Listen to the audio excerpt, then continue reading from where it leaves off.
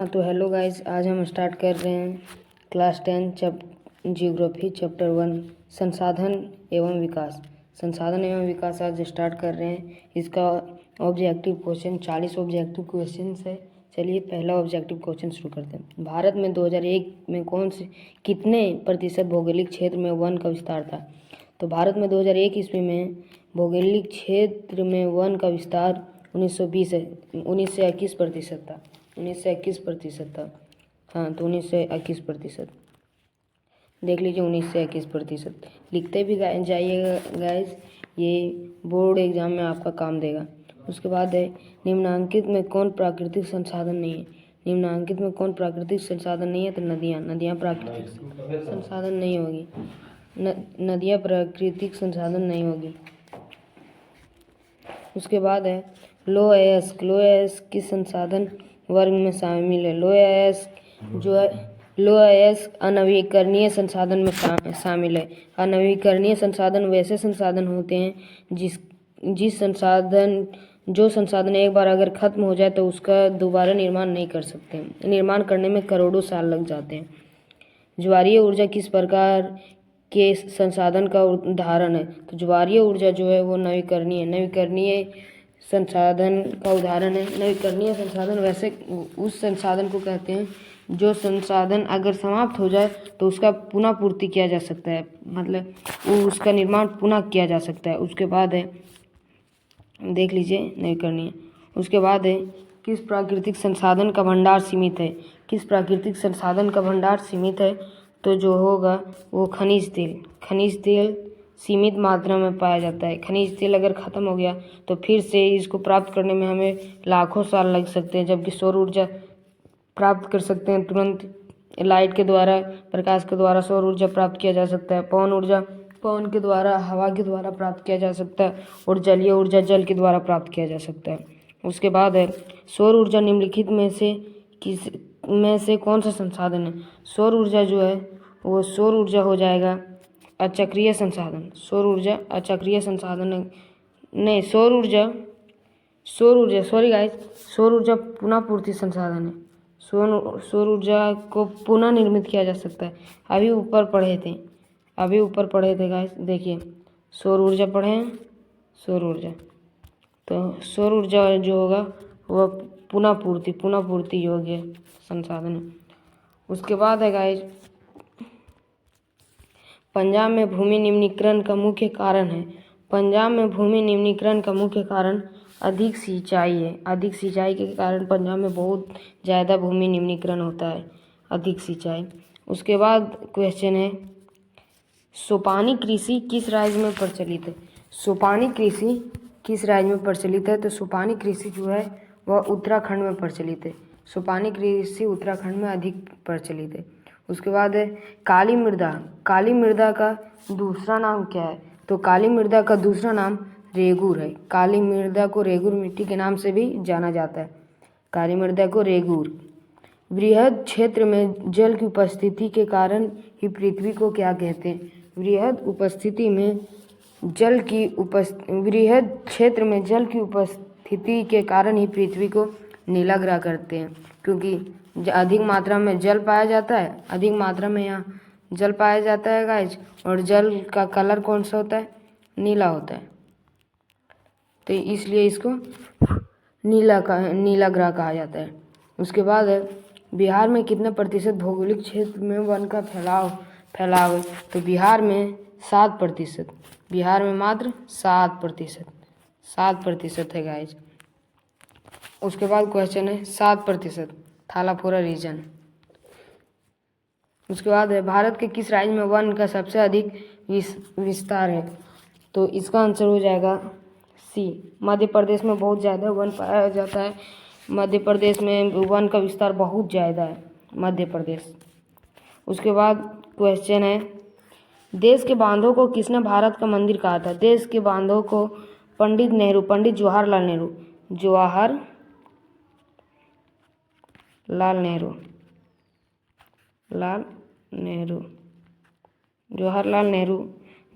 नेहरू ने देश के बांधों को भारत का मंदिर कहा था।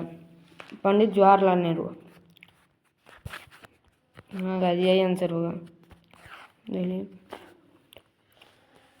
उसके बाद क्वेश्चन है, मरुस्थलीय मृदा किस राज्य में पाया जाता है? तो मरुस्थलीय मृदा जो पाया जाता है वो राजस्थान, मरुस्थलीय मृदा राजस्थान में पाया जाता है। जैसे मरुस्थल थार का रेगिस्तान, थार का रेगिस्तान जो है वो कहाँ है गाइज? वो पाया जाता है राजस्थान में स्थित है, इसलिए मरुस्थलीय मृदा कहाँ पाया जाएगा? राजस्थान में पाया जाएगा। उसके बाद क्वेश्चन है, किस कमीशन ने सतत पोषणीय विकास की अवधारणा पर प्रस्तुत की? तो यह जो प्रस्तुत की गई थी वह ब्रंट टैलेंट कमीशन हुआ था एक, जिसमें सतत पोषणीय विकास की अवधारणा प्रस्तुत की गई थी। उसके बाद क्वेश्चन है, कोयला किस प्रकार का संसाधन है?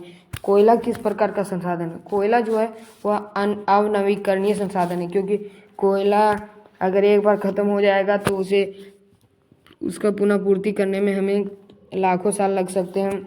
उसका पुनः पूर्ति होगा जब पेड़ अंदर दबेगा, धरती के अंदर दबेगा, तो फिर वहाँ उसमें होगी, उससे कोयला का निर्माण होगा। उसके बाद है गाइस, तट रेखा से कितने किलोमीटर क्षेत्र सीमा अपवर्जक आर्थिक क्षेत्र कहलाता है? तो ये जो होगा 150 गाइस, 150 NM। उसके बाद है, समुद्री क्षेत्र में राजनीतिक सीमा को कितने किलोमीटर क्षेत्र तक राष्ट्रीय संपदा निहित है? तो ये जो निहित है वो 19.2 किलोमीटर तक है, 19.2 किलोमीटर। हाँ गाइस 19.2 किलोमीटर देख लीजिए। उसके बाद है, लौह अयस्क किस प्रकार का संसाधन है? लौह अयस्क किस प्रकार का संसाधन है? तो लौह अयस्क जो है वह अनवीकरणीय संसाधन है। ऑप्शन डी इसका सही हो जाएगा, ऑप्शन डी। उसके बाद क्वेश्चन, पवन ऊर्जा किस प्रकार का संसाधन है? पवन ऊर्जा जो है संसाधन है वो नवीकरणीय संसाधन है गाइस, नवीकरणीय। पवन ऊर्जा गाइस नवीकरणीय संसाधन है, लेकिन पवन ऊर्जा जैव संसाधन भी है। तो इसका आंसर, अगर जैव रहेगा और नवीकरणीय आएगा तो दोनों मार सकते हैं, लेकिन अगर जैव ही सिर्फ है तो जैव मार दीजिएगा गाइस। जैव ऊर्जा है, जैव संसाधन है। उसके बाद है, निम्नलिखित में कौन प्रवाहनीय संसाधन है? तो इसका आंसर जो हो जाएगा वह नदी, क्योंकि नदी का धारा प्रवाह होती है, नदी प्रवाह होती है गाइस। ऑप्शन ए हो जाएगा इसका सही। उसके बाद है, इनमें से कौन सबसे कीमती अनवीकरणीय संसाधन है? तो इनमें से सबसे कीमती अनवीकरणीय संसाधन खनिज है। खनिज अगर बिकेगा तो बहुत में खनिज सबसे कीमती अनवीकरणीय संसाधन है। उसके बाद है, इनमें किस प्राकृतिक संसाधन का भंडार सीमित है?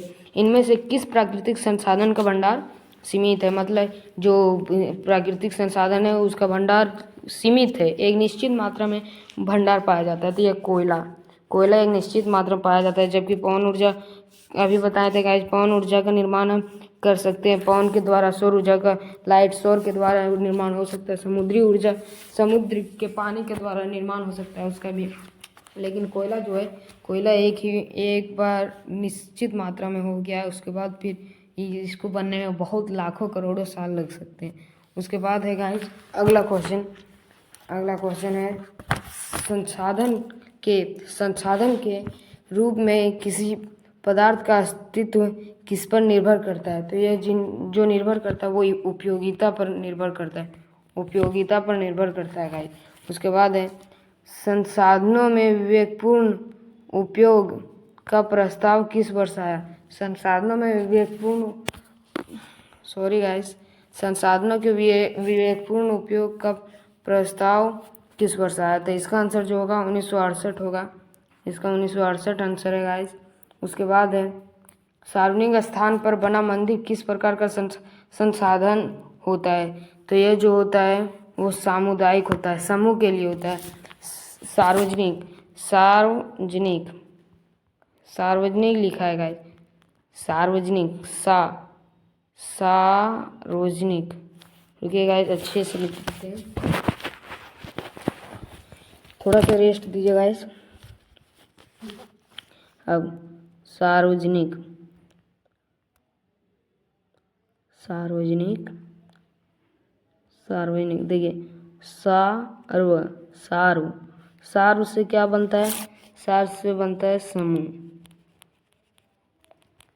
याद रखने का अच्छा ट्रिक है, सार्व से बनता है समूह, इसलिए यह सामुदायिक हो जाएगा। उसके बाद है लिमिट्स द ट्रूथ नामक पुस्तक किस वर्ष प्रकाशित हुई? तो ये जो हुई थी 1972 ईस्वी में प्रकाशित हुई थी। आंसर देख लीजिए, 1972 ईस्वी में प्रकाशित हुई थी, ये सही आंसर है। उसके बाद 1992 में रियो डी जेनेरो में कौन सा सम्मेलन हुआ था? 1992 में रियो डी जेनेरो में कौन सा सम्मेलन हुआ था? तो ये पृथ्वी सम्मेलन हुआ था। पृथ्वी सम्मेलन 1992 ईस्वी में पहली बार हुआ था रियो डी जेनेरो में। उसके बाद राजस्थान में किस संसाधन की कमी है? राजस्थान में किस संसाधन की कमी है? तो राजस्थान में जो है वो जल ऊर्जा की कमी है, क्योंकि राजस्थान में सबसे अधिक जो है वो मरुस्थल है।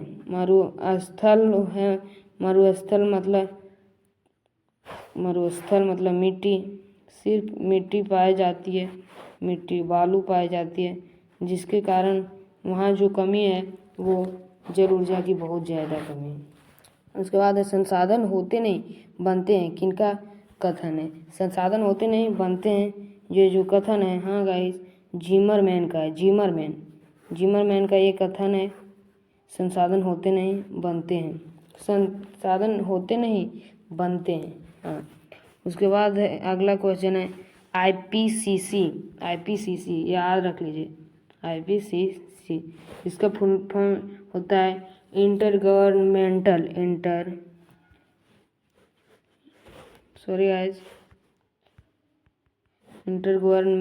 वो मिस्टेक हो गया है, ग्लिच है, intergovernmental panel on climate change. Climate मतलब होता है जलवायु, क्लाइमेट चेंज। हाँ गाइस, तो ये जो हो जाएगा, ये जो हुई थी वो हुई थी बी, इसका आंसर बी हो जाएगा गाइस, जेनेवा में हुई थी, जेनेवा में, देख लीजिए जेनेवा। उसके बाद है स्मॉल इज़ ब्यूटीफुल, किनकी रचना है? स्मॉल इज़ ब्यूटीफुल जो रचना है वह रचना है शमशेर की रचना है, ये शमशेर की। उसके बाद है क्योटो सम्मेलन कब हुआ था? क्योटो सम्मेलन जो हुआ था वो 1997 ईस्वी को हुआ था। क्योटो सम्मेलन 1997 ईस्वी को हुआ था, क्योटो सम्मेलन। उसके बाद है गाइस, किसने कहा था हमारे पास पेट भरने के लिए बहुत कुछ है परंतु पेटी भरने के लिए नहीं? किसने कहा था? तो ये जो कहा था वो महात्मा गांधी ने कहा था। पेट भरने के लिए सब कुछ बहुत कुछ है, पेट भरने के लिए मतलब खाना, ये बोल रहे हैं, लेकिन पेटी भरने के लिए कुछ नहीं, पेटी भरने के लिए कुछ नहीं, इसका मतलब पैसे नहीं है हमारे पास, तो ये बोला गया था महात्मा गांधी द्वारा। उसके बाद है पर्यावरण संरक्षण हेतु पहला विश्व शिखर सम्मेलन कहाँ हुआ था? तो ये जो हुआ था पहला वो जेनेवा में हुआ था, जेनेवा में। उसके बाद है किसका कथन है संसाधन होते नहीं बनते हैं? तो ये अभी हम लोगों ने पढ़ा था गाइस, जिमरमैन का कथन है। फिर से क्वेश्चन आ गया, लो अयस्क किस प्रकार का संसाधन है? लो अयस्क जो है वह अननवीकरणीय संसाधन, ये भी ऊपर पढ़ चुके हैं। 1992 में रियो डी जेनेरो में कौन सा सम्मेलन हुआ था?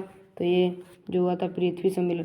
गाइस सेम क्वेश्चन है, 1992 में पृथ्वी सम्मेलन हुआ था, ये पता है सबको, लेकिन जो क्वेश्चन है वो घुमा दिया जा रहा है, कंफ्यूज करना चाह रहा है गाइस, आप लोग को कंफ्यूज करना चाह रहा है और आप लोग को कंफ्यूज नहीं होना है। उसके बाद पर्यावरण संरक्षण हेतु पहला, तो इसका आंसर पर्यावरण संरक्षण हेतु प्रथम विश्व शिखर सम्मेलन कहाँ हुआ था? तो इसका आंसर जो हो जाएगा वो मास्को गलत आंसर है गाइस, क्योंकि अभी हम लोगों ने पढ़ा था, देखिए हेतु पहला विश्व शिखर सम्मेलन कहाँ हुआ था? यहाँ हम लोगों ने जेनेवा पढ़ा है और यहाँ मास्को पढ़ रहे हैं हम लोग, प्रथम शिखर नहीं गाइस, गलत है, मास्को नहीं होगा। उत्तर उत्तर देखें, ये मास्को सही उत्तर होगा। हाँ गाइस, मास्को सही उत्तर होगा। हाँ तो गाइस, ये जो होगा वो मास्को नहीं होगा। मास्को की जगह पर यहाँ जेनेवा होगा गाइस, जेनेवा हो जाएगा, मास्को नहीं होगा। इसका आंसर मास्को नहीं होगा। उसके बाद है आगे, पंजाब में भूमि निम्नीकरण निम्नलिखित, तो ये जो होगा वो अधिक सिंचाई होगा। अधिक सिंचाई, अधिक सिंचाई का अर्थ होता है गाइस पानी का अधिक मात्रा। जल क्या अधिक मात्रा, जल अधिक देते हैं हम लोग, सिंचाई करते हैं, वही सिंचाई हो गया।